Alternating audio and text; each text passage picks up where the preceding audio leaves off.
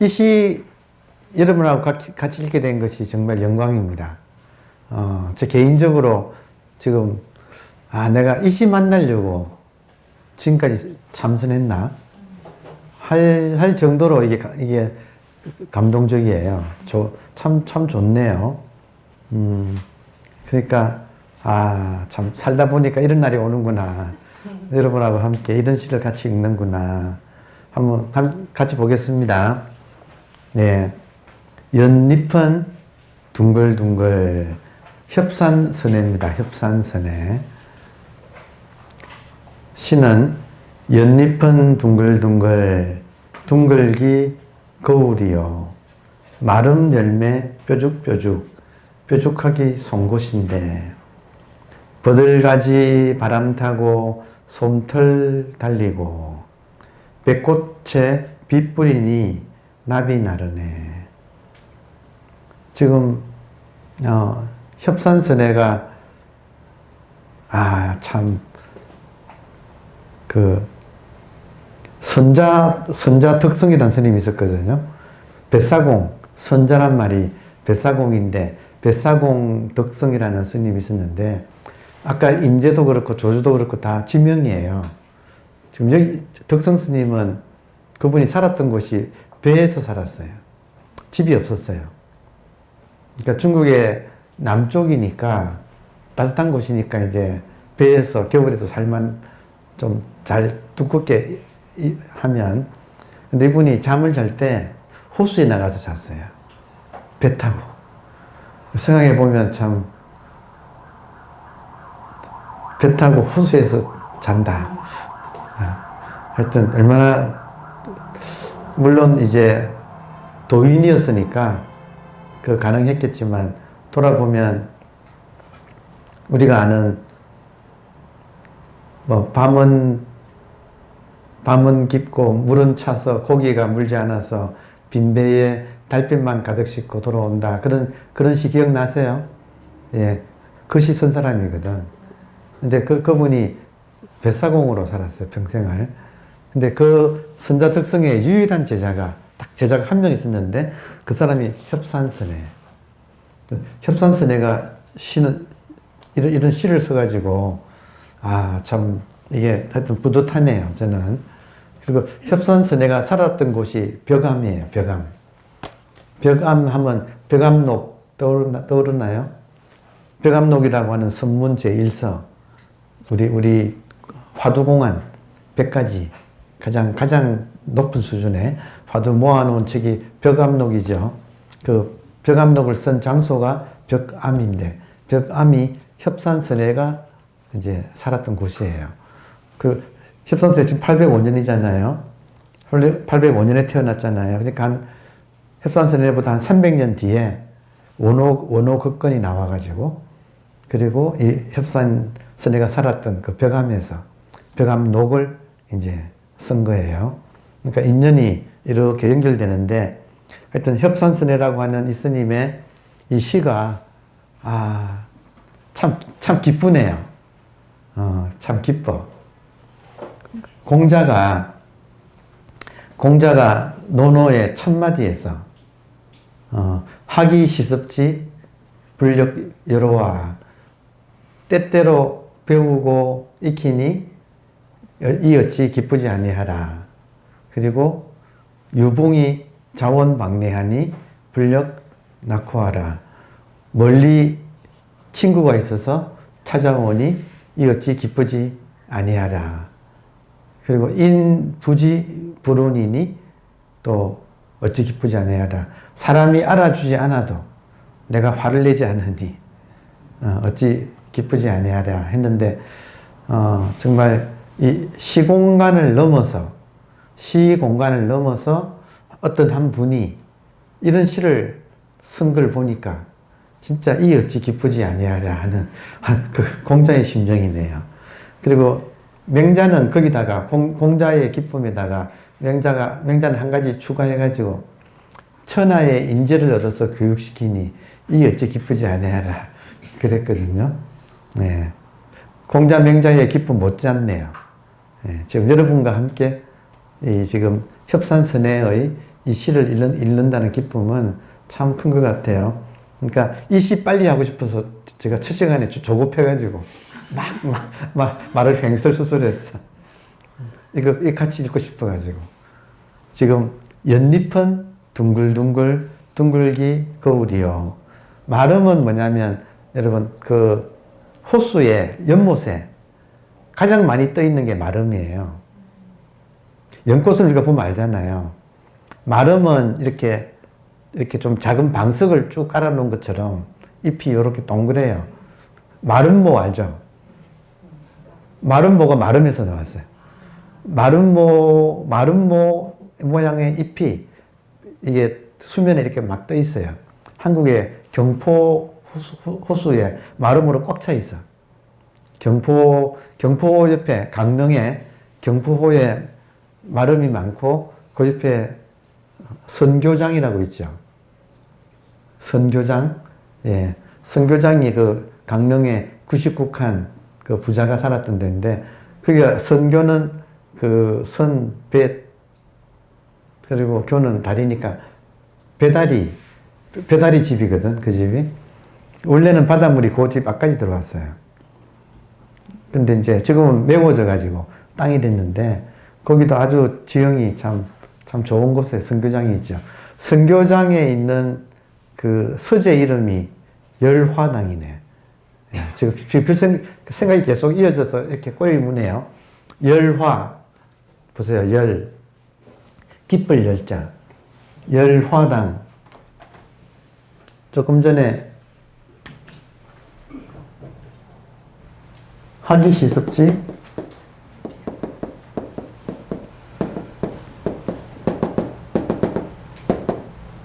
불려 열화. 이때 일반적으로 설명하다 할 때 설자거든요. 근데 기쁘다는 뜻으로 할 때는 열로 읽어요. 열. 하기 배우고 때때로 익히니 역시 기쁘지 아니한가. 그때 열로 읽어요. 그래서 열화당이에요. 그 집 선교장의 서재 이름이 그 약간 러시아풍으로, 한옥인데 그 앞에 장식을 러시아풍으로 이렇게 달아놨어요. 열화당의 주인이 출판사를 차렸는데 출판사 이름이 열화당이었어요. 그 선교장에 그분 지금 살아계시나 모르겠다. 그분 가끔 놀러 가면 이제 거기서 당신이 열화당 출판사 했던 이야기하고 이렇게 해주시는 거 저는 들었네. 예. 근데 이름을 참 잘 지었죠. 기쁜 대화, 열화당, 기쁜 대화를 나누는 집, 열화당. 이때 열이 이제 논어에서 이렇게 온 거예요. 하여튼 그 열화당 앞에도 정자가 있고 그 정자에 연꽃하고 마름이 이렇게 많이 있어요. 그래서 하여튼 그 연못에 잎이 이렇게 떠 있는 가장 우리가 흔하게 보는 거, 그게 마름이에요. 근데 그 마름의 열매가, 거기서 열매가 맺히는데 그 열매는 뾰족뾰족 송곳 모양으로 뾰족뾰족하다 이거예요. 그래서 마름을 되게 물밤이라고 한다고 그래요.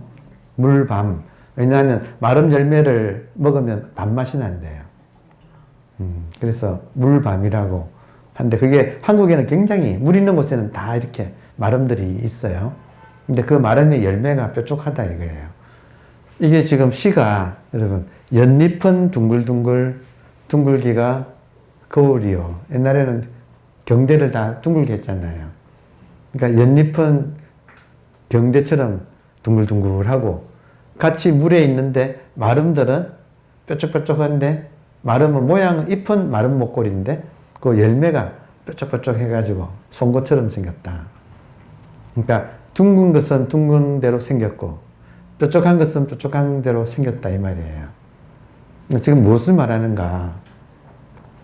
조금 전에 둥근 것도 치고 뾰족한 것도 치고 어디에도 내 마음을 뺏기지 않으면 무심이 되잖아요. 본질인 무심으로 가는데 그 무심에서 가만히 있지 않고 생명이 이제는 연꽃은 동글동글동글하게, 연잎은 동글동글하게 만들고 마름의 잎은 또 마름 먹골로 만드는데 열매는 뾰족뾰족하게 만들고, 그러니까 평등할 때는, 우리의 본질이 평등할 때는 정말로 모든 것이 완벽하게 평등하지만 그 평등한 본질을 가지고 있는 개체가 세상에 드러날 때는 저마다 개성을 가지고 드러난다는 거예요. 여기서는 무심에서 평상심으로 나온 이 자연이 평상심이라는 거예요. 본질 자체는 무심이고 의식은 무심이고 이 자연은 평상심이고, 근데 평상심으로 드러날 때는 모든 것이 모양이 다 달라. 다 개성, 유니크하다는 말 쓰죠. 유니크. 그것만이 가지고 있는 독특한 것. 그러니까 이게 지금 세상의 법칙이다 이거예요. 그러니까 그런데 여러분 연잎과 마름 열매가 모양은 다르잖아요. 근데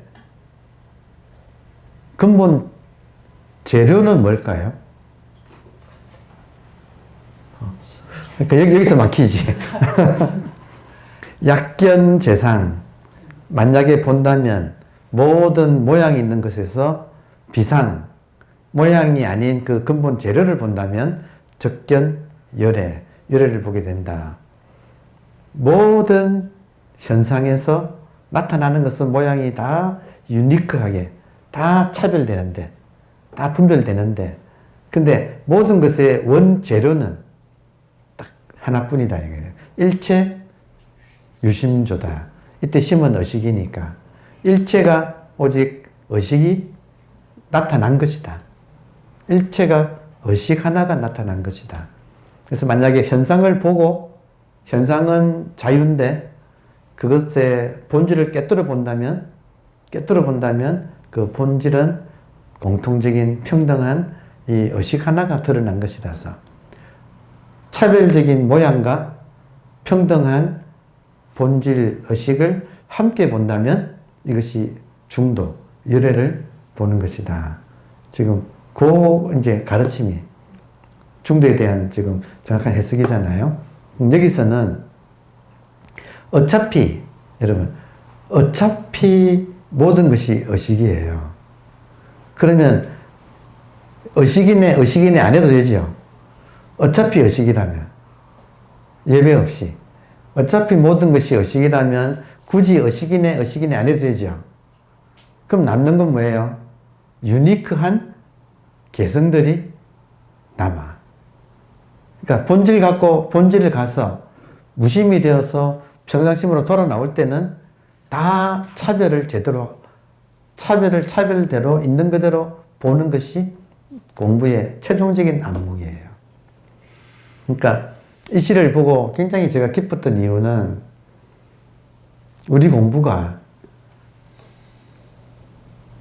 다 평등하고 텅 빈 의식을 강조하다가 의식이 슬슬 지겨워질 때, 공부가 처음에는 의식 하다가 때가 되면 이게 지겨워져. 어차피 의식인데 뭘 자꾸 의식 하나, 이거 놓칠까봐. 여러분, 의식을 놓칠까봐 지랄을 하다가 이거를 탁 놓아버리고, 이제 어차피 의식이니까 벗어날 수 없어. 어차피 늘지도 않고 줄지도 않아. 그냥 툭 마음 놓고 이제는 보면 차별이 보여. 그러면 이 아름다운 세계가 차별로 가득 차가지고 똑같은 게 하나도 없이 이렇게 아름답게 쫙 펼쳐져 있는 그 모양인 거예요.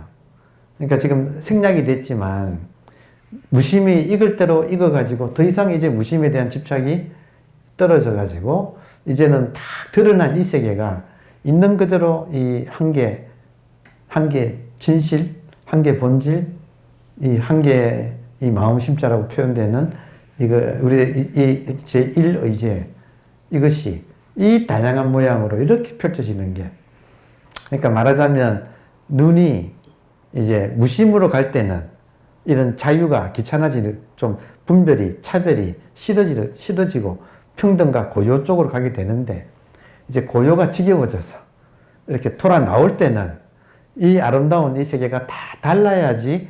그리고 고요하면 또 재미가 없어. 다 한마디씩 또 하고. 이렇게, 그걸 내가 이제 문제는 뭐냐면 고요의 마음이 가 있을 때는 왜 이렇게 한마디씩 하지? 하고 했던 것이 이제는 고요를 놓고 세상으로 나오니까 그 한마디 한마디가 또 개성으로 또 다 멋있게 보이기 시작한다 이거예요. 같은 건데 어떨 때는 참 감정의 변화가 막 이렇게 보이다가 또 뒤집어 보면 그것이 너무나 아름다운 세계로 펼쳐지고 있어서 그것이 큰 틀 안에서 다양한 이제 개성이 나오니까 보기 좋다는 뜻이에요. 지금 여기는 이 시는 무심으로 아까 밝음이 오면 밝음으로 치고 어둠이 오면 어둠으로 치고 뭐 동서남북에서 오면 뭐 해오리 바람으로 치고 허공에서 오면 도리깨로 치고 하는 무심으로 들어가는 모든 걸 막는 그런 공부가 있는가 하면 무심해서 평상시로 나올 때는 이것도 둥근 것도 둥근 대로 좋고 뾰족한 것도 뾰족한 대로 좋고 그 밑에 보세요.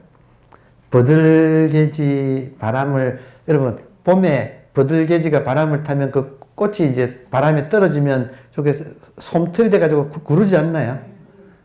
기억나요? 봄 되면 이 꽃가루들이 떨어져가지고 바람에 이렇게 뭉쳐가지고 이렇게 굴러다니잖아요. 기가 막히지 않나요? 그러니까 버들가지 바람 타고 그 버들의 그 꽃가루들이 굴러가서 솜털처럼 굴러가고 그리고 백꽃에 봄에 백꽃에 이화에 월백하고 백꽃에 비가 뿌리니까 보세요. 백꽃에 비가 뿌리는데 뱃잎이 지잖아요. 근데 떨어지던 백꽃이 하나가 싹 올라가서 나무까지 도로 앉는 거야. 나비네. 백꽃이 떨어진다고 봤더니 도로 가지가 올라가가 붙어. 나비네. 참 아름다운 광경이잖아요. 버들가지에서는 이 꽃가루가 뭉쳐가지고 바닥에서 바람에 구르고 백꽃에 비가 뿌리니까 뱃잎 하나가 배잎 하얗죠, 그죠? 떨어지다가 돌아 올라가서 붙어. 나비네. 지금 그 광경을 그리는 거예요. 그러니까 평등에 들어갈 때는 모든 걸 다 썰어버리는데 근데 차별로 돌아 나올 때는 모든 것이 이렇게 아름다운 자연이 지금 펼쳐지고 있어요. 그 도리를 평상심이, 그러니까 무심이 평상심으로 되어서 나타날 때, 무심을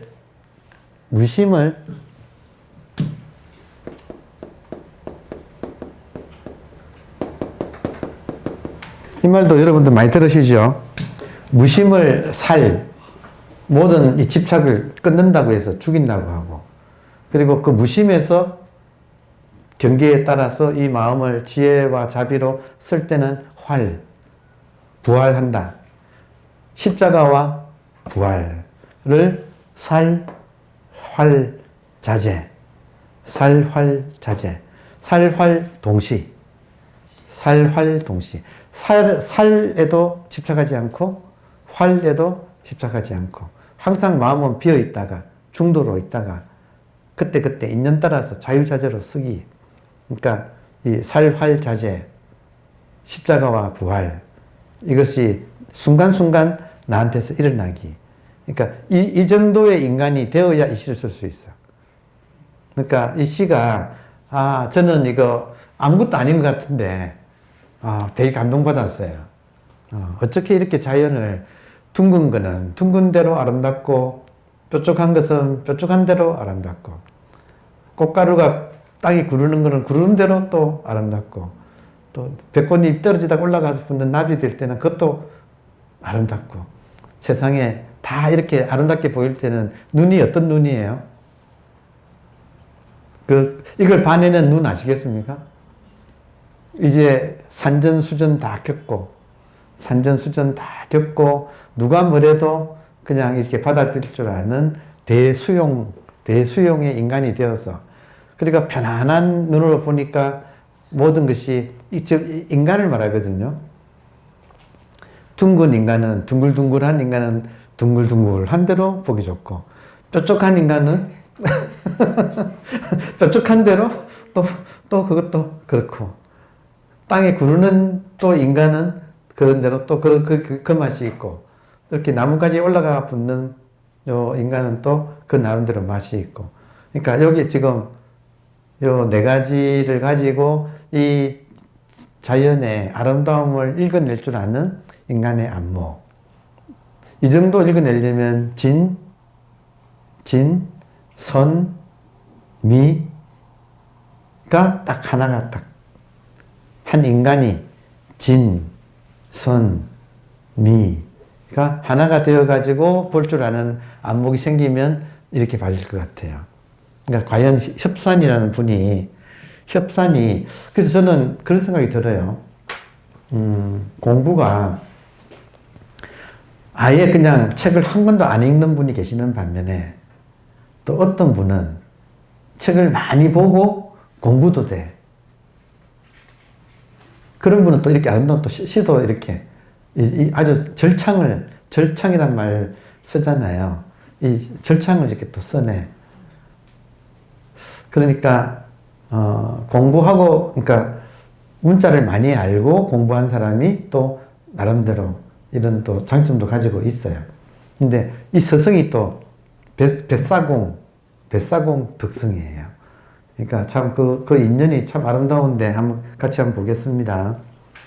협산은 이제 갑산으로 읽는 것이 정확하나 소금을 따라 협산으로 해두겠다.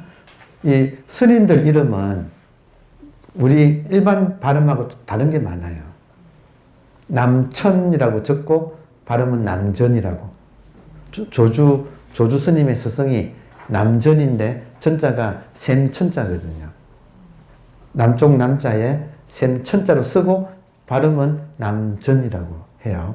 그것처럼 여기도 갑산이라고 쓰고 실제 발음은 협산으로 이렇게 합니다. 이게 불교식 그 인명을 할 때 이렇게 해요. 자, 그가 화정에 살았던 뱃사공 선자는 배선자의 아들 자자잖아요. 뱃사공이라는 뜻이에요. 화정의 선자를 만나 그 법을 잊게 된 데에는 이 같은 일화가 있다.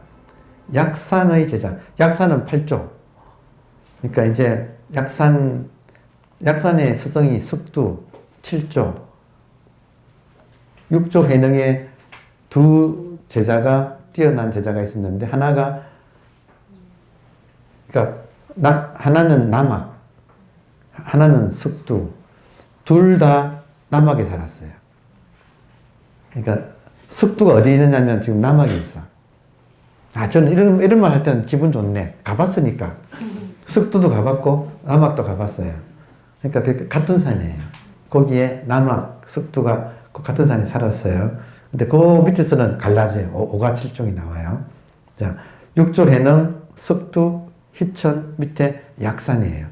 약산의 제자가 덕성이에요. 약산의 제자 덕성은 기인이어서 깨닫고 인가를 받고 나자 화정의 오강에 가서 뱃사공 노릇을 하면서 세월을 보냈다. 오강은 그 오월동주라는 말이 있듯이 삼국지에 보면 총나라는 지금 사천 땅, 히말라야 쪽에 총나라. 그리고 조조가 살았던 거기는 지금 북경을 중심으로 하는 그 땅이고 오나라는 중국의 남쪽이에요. 그러니까 지금 동정호 밑을 말해요. 그 동정호를 낀 그 땅. 거기 가면 화정도 제가 가봤거든요. 화정은 베니스 같대. 되게 아름다워요.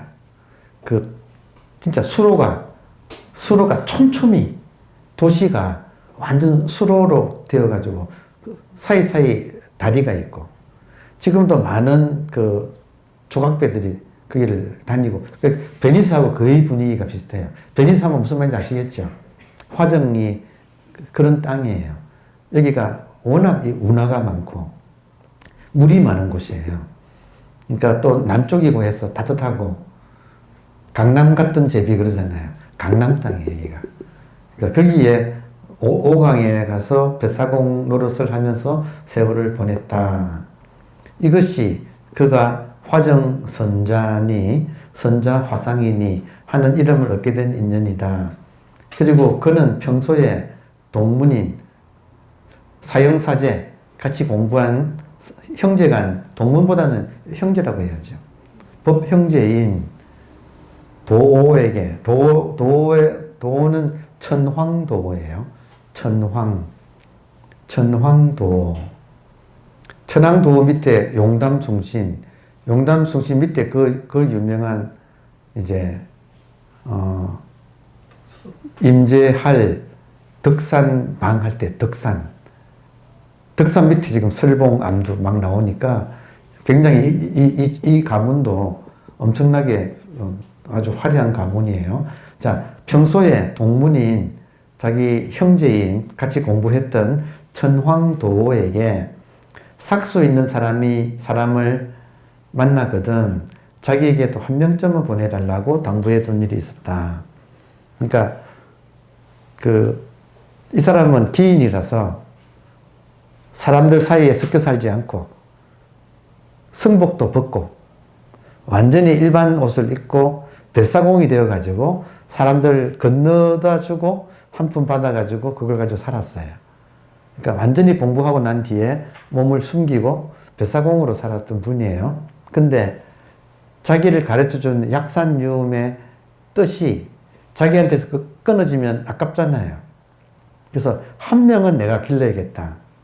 그래서 자기는 몸을 숨기면서 자기 이제 형제인 천황도에게 누가 삭수 보이는 공부인 제목 하나 있으면 나한테 보내주시오. 그럼 내가 법을 그 친구한테 읽겠소.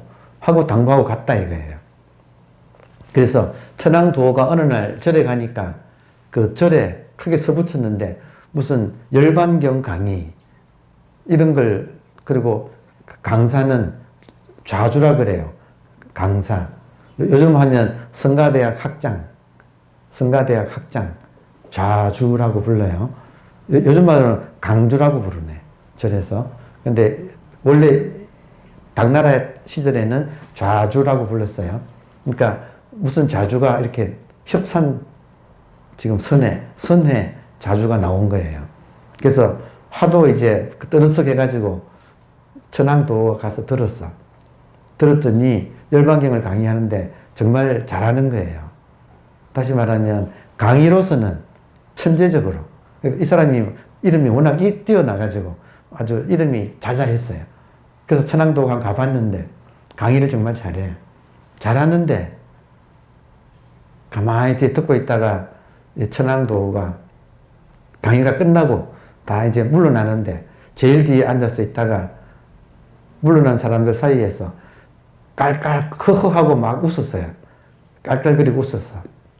그랬더니 이 협산선회가 자기 딴에는 강의를 그날따라 또 신명나게 또 잘했는데 한 사람이 뒤에서 이렇게 웃으니까 내려와서 왜 내 강의에 어떤 점 때문에 웃느냐고 이렇게 질문을 했어요.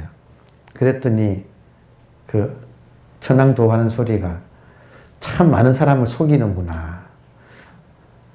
그럴듯하게 말은 번들어한데 그래가지고 어떻게 한 명이라도 건질 수가 있겠는가. 그 말에 협산선회가 양심의 가책을 받은 거예요.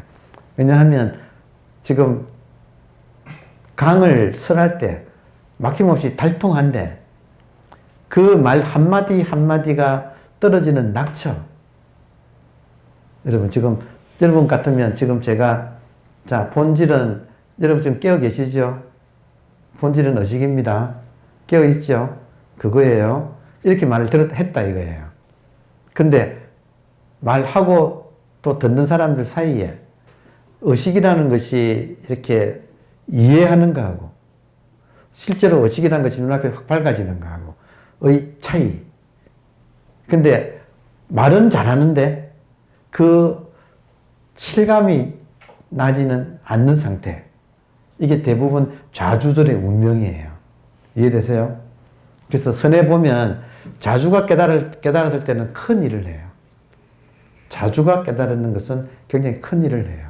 그러니까 천황도가 보니까 정말로 불교 공부는 박식한데 아직 마음을 깨닫지는, 의식을 깨닫지는 못했어. 그러니까 이제 크게 한번 이제 조롱의 웃음을 지었는데 마침 인연이 있었던지 협산이 왜 웃는지를 알아챈 거예요.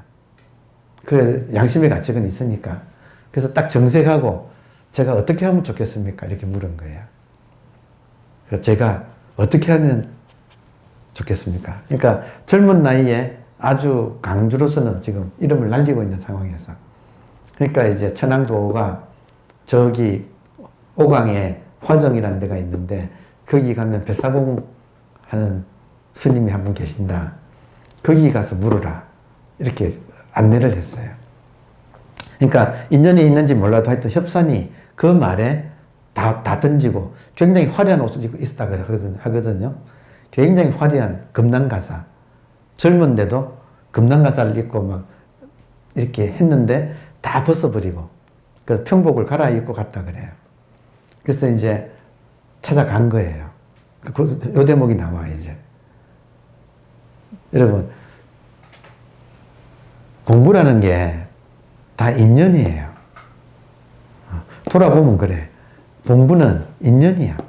사람 만나는 데 있어. 그냥 한마디로 말해서. 근데 이렇게 아름다운 시를 지은 사람이 글은 잘 했는데 아직까지 깨닫지는 못하고 있다가. 그러니까 이런 인연에 딱 이제 깨달음을 얻은 그 장면은 굉장히 아름답지 않나요? 그 장면 한번 보겠습니다. 자, 하루는 그런 인연으로 해서 천황도의 권고를 받고 그의 앞에 나타난 성객이 있었으니 그가 협산이다.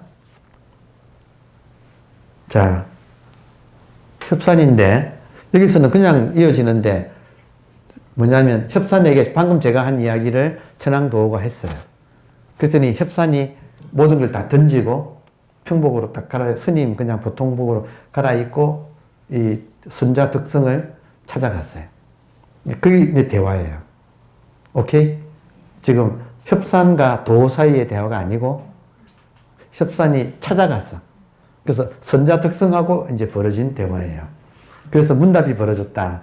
자, 뱃사공을 찾아가서 물어 저기 뱃사공 하는 스님이 어디 계십니까? 라고 물어서 저쪽으로 가시오 해서 찾아갔겠죠. 드디어 이제 만난 거예요. 만났어요. 문답이 벌어졌다. 협산이 그러니까 선자 덕성이 노스님이고 협산은 지금 젊은 스님이에요. 그래서 노스님이 먼저 물었어요. 어느 절에 머물고 있는 행자인가? 이때 행자는 원래는 스님이에요, 스님. 이미 협산은 이미 큰 스님이었어요. 대접받는 금난가사를 읽는 그런 큰 스님이었어요. 근데 다 버리고 지금 찾아간 거예요. 행자란 말은 지금 번역이 너무 그거 하고 그냥 스님이에요. 자, 어느 절에 머물고 있는 스님이시오. 그러니까 어느 절에서 오셨소 이 말이에요. 스님이 뱃사공하고 있는데 한 스님이 왔어요. 그러면 어느 절에서 계신 스님이시오라고 묻잖아요, 되게. 그렇게 묻지요. 그러니까 보세요. 이미 협산이 이치는 발통한 사람이에요. 어느 절에 머무시오 하니까 보세요. 답변이 아는 사람은 뭐라 그래요? 여러분, 이 자리가 머물 수 있는 곳이에요, 없는 곳이에요? 지금 현상으로 말하면 어느 절이지만 지금 이런 대화는 본질을 말한다는 건 이해하시겠죠? 그러면 어느 절에 머무는 스님이시오 할 때 이때 절은 텅 빈 마음자리를 말하는 거죠. 그러니까 지금 질문 자체가 이중구조예요. 현상하고 본질을 동시에 묻는 거다 이거예요. 근데 보통 사람은 현상으로 답하죠. 근데 아는 사람은 지금 보세요. 뭐라고 하느냐면 머물지 않음이 절이니 머문다면 절과는 같이 하나집니다. 그러니까 지금 다른 말로 하면 지금 번역을 너무 자세하게 하셨는데 머물지 않음이 절이니 머문다면 절이 아닙니다 이 말이에요. 어느 절에 머무시오 했더니 머물지 않음이 절이니 머문다면 절이 아닙니다. 지금 무슨 말인지 아시겠어요? 지금 우리의 마음이, 우리의 의식을 물으니까 이 의식은 어느 절이라고 말을 할 수가 없습니다. 하고 자기의 실력을 딱 한번 드러낸 거예요. 무엇에 집착하여 머물지 않는 것이 불법인 바에는 머물지 않음이 절의 뜻이 된다는 견해다. 그러면 머물면, 자, 다시 이제 두 번째 질문이에요. 머물면 절이 아니라고 했는데 절과는 같지 않음이 된다. 번역이 좀 이상해서 제가 그냥 할게요. 부드러운 말로. 머물면 절이 아니라고 지금 답을 했는데 어째서 머무르지 않는가? 이렇게 질문한 거예요. 지금 제가 하는 말이 조금 더 본래 뜻에 가까워요. 이 번역을 너무 자세하게 하시느라고 복잡해졌어요. 자, 어느 절에 머무는 스님이시오 하니까 절은 머문다면 절이 아닙니다. 그랬거든요. 그럼 머물지 않는 절이라는 것이 어떤 것이요? 하고 딱 지금 다시 한 번 더 물었어요. 그랬더니 눈앞에 절 같은 것은 없습니다. 지금 눈앞에가 뭔지 아시겠어요? 아니, 답을 얼마나 잘해요. 지금 보세요. 첫 대면에, 난생 처음 보는 스님 두 사람 사이에 대면에 나이 든 스님이 찾아온 스님한테 어느 절에 머물던 스님이 이렇게 오셔서 했더니 머무른다면 절이 아닌, 진짜 절은 머물지 않는 곳입니다. 저는 머무는 곳이 없는 사람입니다. 하고 답변했잖아요. 그러니까 머물지 않는다는 것이 무슨 말이요?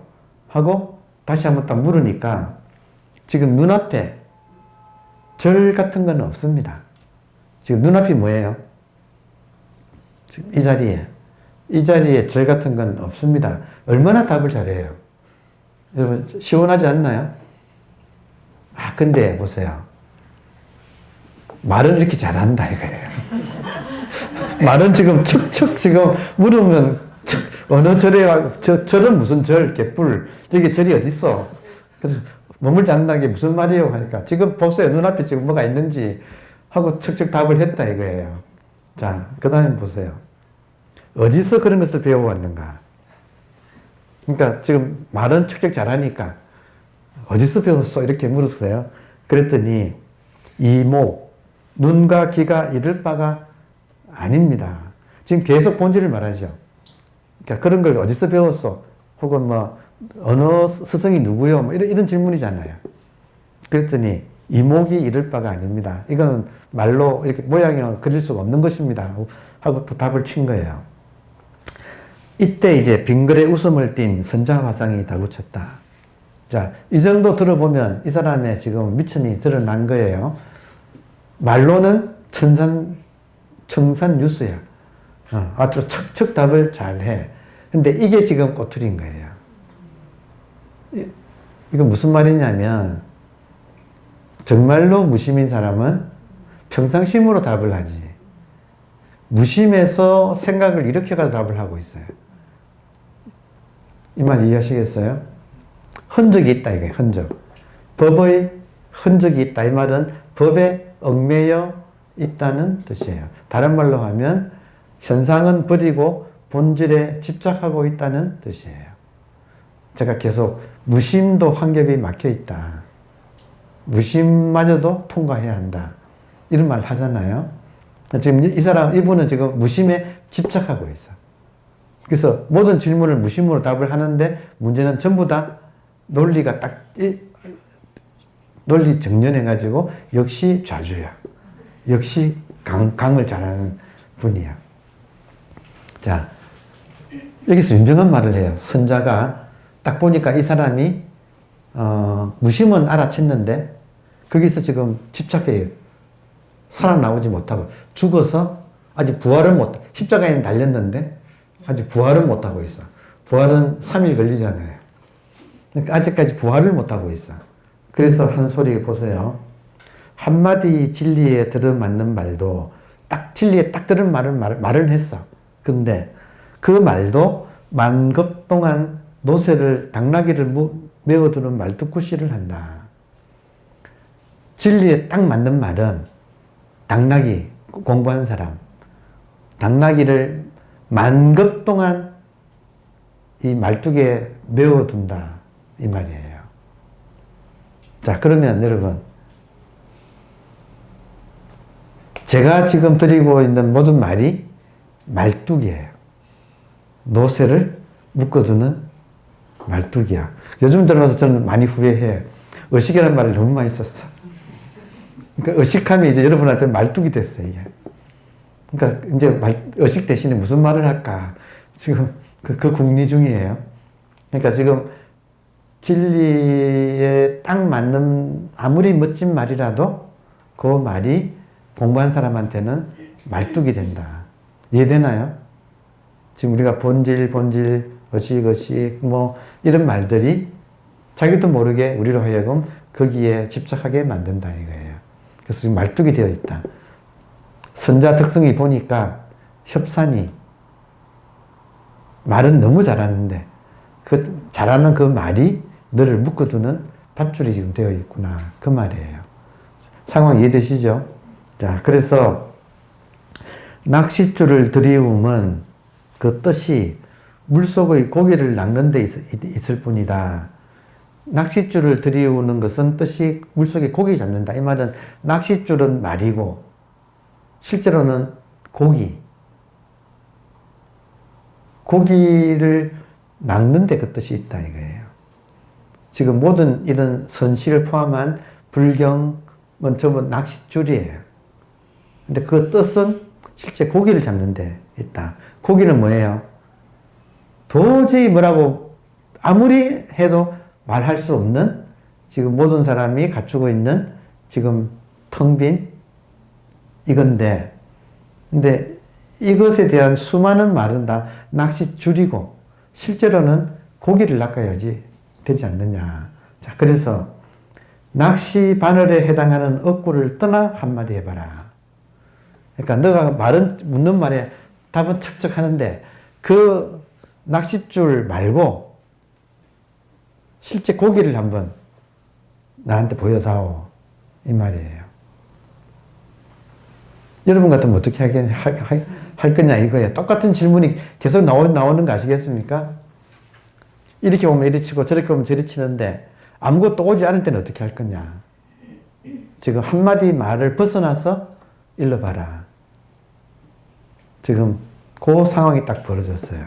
여기서 협산이 당황한 협산이 뭐라고 말하는데 선자 화상은 삿대를 들어 밀쳐버렸고 협산은 강물에 곤두박질하는 순간에 크게 깨달았다. 실제로 책에는 전등록에는 협산을 그러니까 지금 그냥 물으니까 말을 잘하잖아요. 그래서 선자 덕성이 배에 태웠대요. 배에 태워서 나가서 다시 물었어. 그러니까 또 뭐라고 말을 또 기가 막힌 말을 잘해. 말하니까 이제는 삿대를 가지고 팍 쳐가지고 물속으로 빠지게 했어. 그러면 물 먹고 이제 어프어프하고 난간을 잡을 거 아니에요. 거기다 대고 또 물었어. 그러니까 또 입을 또 벌려. 그래서 3번 했다고 나와요. 3번. 그러니까 협산이 너무너무 머리가 비상해서 모든 질문에 답은 그냥 척척 하는 거예요. 근데 그 상황에서도 답하고 해서 3번째 때려버렸대, 그냥. 해서 물을 콱 이렇게 먹게 만들어서 삿대로 때려가지고 물속에 집어넣어가지고 물을 먹인 다음에 딱 나왔을 때 그때 다시 물었을 때 협산이 그때 깨달은 거예요. 지금 왜 나를 이렇게 내가 답을 이렇게 잘하는데 왜 때리지? 3번 하고 나면 뜻이 다른 데 있다는 걸 알았죠. 이해되세요? 질문의 뜻이 다른 데 있다. 그 질문에 대해서 척척 답하는 데 있는 게 아니고 지금 자기를 계속 이렇게 답을 잘하는데도 계속 때리고 물속으로 밀어넣는 까닭은 다른 데 있다는 걸 알아챘을 때 깨달은 거예요. 모든 깨달음은 임재도 마찬가지잖아요. 황벽한테 맞고 못 깨닫고 대우한테 가서 너의 스승이 그렇게까지 친절하게 너를 가르치더냐 하는 그 말에, 그러니까 실제로 몽둥이를 맞을 때는 못 깨달았다가 몽둥이 때리는 뜻이 다른 데 있다는 거, 그렇게까지 친절하게 가르쳤단 말인가 하는 그 말에 그 황벽의 뜻이 다른 데 있다는 걸 알고 임재가 깨닫잖아요. 똑같이 협선도 지금 말은 척척 답을 했는데 계속 때리니까 뜻이 다른 데 있다는 걸 깨달은 거예요. 다른 데 있다는 건 뭐예요? 다른 데 있다는 거. 지금 평상심은 논리를 통해서 나오지 않아요. 보세요. 무심은 분별이 끊어졌잖아요. 그러면 진정한 무심이라면, 무심에서 나오는 진정한 평상심은 무심이라고 하는 데는 논리가 끊어져 있어서 논리를 타고 나오지 않아요. 이 말 이해되세요? 1700공안이 전체가 다 논리를 타지 않고 나온 말이에요. 이해되나요? 맥락이 없는 거야. 그러니까 지금 우리가 자기도 모르게 머리가 돌아가는 거, 물으면 척척 머리가 돌아가는 거, 이것이 한번 끊어지는 거, 이게 이제 깨달음이 이르는 조건이에요. 그러니까 뜻이 다른 데 있다는 거. 지금 여기서 그냥 이렇게 나오는, 그냥 쓰는 거지 머리를 굴려가지고 나오는 거 아니다는 이 차이점. 그 차이점이 무심에서 평상심이 나오느냐 아니면 유심에서 분별이 나오는 거냐의 차이예요. 유심에서는 분별심이 나오고 무심에서는 평상심이 나오는 거죠. 그 차이점은 논리가 끊어져 있느냐 논리를 타고 나오느냐의 차이. 이해되나요? 그래서 하여튼 모든 공간은 그거예요. 여러분, 옆방에서 떠들썩하게 대화 나누고 있는 자기 애인인 안록산에게 구중궁궐에 있던 양귀비가 나 여기 있소를 알릴 때, 나 여기 있소라고 맥락을 타고 말을 했나요? 아니면 애꿎은 소가 하고 불렀나요? 지금 차이점 아시겠어요? 애인한테 내 목소리가 알려가지고 내가 여기 있다는 걸 알리기 위해서 나 여기 있어라고 안 하고 소가 하고 불렀다 이거예요. 왜냐면 목소리는 아니까. 지금 그 차이점. 그러면 한 인간이, 모든 사람이 자기가 좋건 싫건 무엇 가지고 살아요? 지금 이 한 물건 가지고 살잖아요. 근데 이 한 물건을 알릴 때 한 물건, 의식, 이렇게 저급한 언어로 이걸 표현해가지고는 계속 분별심에서 벗어나지 못한다 이거예요. 그냥 그런 거 없이 척 나오는 거, 그냥 나오는 거. 그걸 위해서 이렇게 때려줬다 이거죠. 그것도 다급하게 물속에 빠뜨려 가면서 되게 친절하죠. 그러니까 지금 맥락이 좀 같은 거 아시겠습니까? 그러니까 이게 협산이 난간을 붙잡고 아이고 했다는 것이 아이고 하고 감사합니다 했다는 거 아니에요. 아이고 알았습니다 이렇게 되는 거지, 묻는다고 답을 하는 게 아니다 이거예요. 답을 하는 게 아니고 알아들었느냐 못 알아들었느냐, 그 차이 하나가 끊어지는 거, 논리가 끊어지는 거, 요게 이제 마지막 가르침이에요. 자, 그래서 보세요. 선자화상은 한 사람으로 하여 생사의 흐름을 건너 열반이라고 하는 이름의 피안에 이르게 해준 터이므로 선자, 즉 뱃사공으로서의 임무를 제대로 해냈습니다. 참, 그러니까 뱃사공이라는 이름이 사람을 건네준다는 뜻이잖아요. 네. 그러니까 참 깨끗하게 살았던 것 같아. 뱃사공하고 살았어. 그리고 집도 없어. 배에서 잤어. 근데 거기가 따뜻한 강남이라서 그게 가능했어요. 저는 가끔 생각해요. 손님 다 끊어지고 그리고 그 강물이 그 좁은 수로가 사방팔방에 연결됐는데 조금만 나가면 큰 호수로 나가는 거예요. 그러면 저녁에 호수로 나가서 아무도 없는 데서 그 배 위에 앉아가지고 깨달은 도인이 배 위에 앉아서 가만히 있으면서 흔들리는 강물 따라 가만히 있는데 달은 교교하게 달이 쫙 비추고 있는데 그때 그 도인의 심정, 진짜 이 선자 덕성은 여러모로 정말 하여튼 계속 떠올리게 되는 사람이에요. 선배 중에 이런 분이 계셨다는 건 참 정말 뿌듯해요. 근데 그 사람이 한 명 제자를 뒀는데 협산을 뒀다. 그래서 이런 식으로 공부를 시켰다. 그 협산이 돌아와서 벼감을 짓고 그 벼감에서 벼감이 특히 그 차를 따르는 차는 물이 많이 좌우된다고 합니다. 차의 맛이. 그 벼감은 우윳빛 물이 나오는 걸로 유명한 그 천이 있어요. 영천이라고 하는데 영천 벼감이라고 하거든요. 지금도 유명하대요. 거기서 차 한잔 마시는 게 소원이래, 사람들이. 근데 그런 곳에서 협산이 이렇게 시를 많이 남겼어요. 그러니까 공부된 분이, 문자에 통달한 분이 그 문자를 한번 넘어서는, 문자를 끊어버리는 그런 체험을 하고 이제 이렇게 우리한테 기록을 남겼다는 사실은 굉장히 고무적인데, 제가 선자 덕성하고 협산선의 사이에 사제관계를 참 좋아하거든요. 근데 협산이 이런 시를 남긴 줄은 몰랐어. 오늘 읽는 시. 연잎은 동글동글, 마름 열매는 뾰족뾰족, 버들가지 꽃가루는 땅으로 돌돌돌돌 구르고, 비 오는 비 맞은 벚꽃은 떨어졌다가 돌아 올라가서 붙고, 나비네 하는 이런 시를 이렇게 남겼다는 것이, 정말 이분이 공부가 얼마나 흔적은 없지 않나요?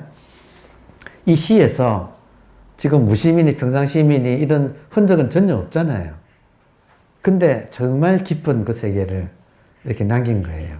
그러니까 지금 협산이 이런 자연을 보고 느꼈던 감흥이나, 선자 덕성이 밤에 호수에 나가서 그 넓은 호수에 한 조각 배가 탁 떠가지고 거기에 교교한 달빛을 받고 앉아있을 그 모습하고 이게 서로 통하는 거예요.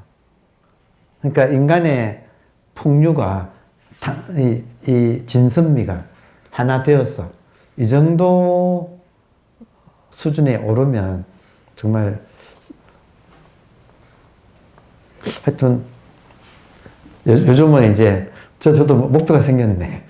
네, 이런 분들 시를 좀 잘 소개하면 참 좋겠다 생각은 들어요. 그러니까 하여튼 이번에 이런 시를 읽으면서 그 밑에도 중요한 대목이니까 또 좀 더 보겠습니다. 이런 체험이 있는 사람답게 협산은 확인들을 대접하는 데 있어서 자제무예한 묘용을 발휘했다. 그러니까 자제무예한 묘용이라 이 말은 진리에 얽매이지 않는다 이 말이에요. 지금 계속 자제무예한 묘용이란 말은 무심이라고 하는 그 진리에 얽매이지 않는다.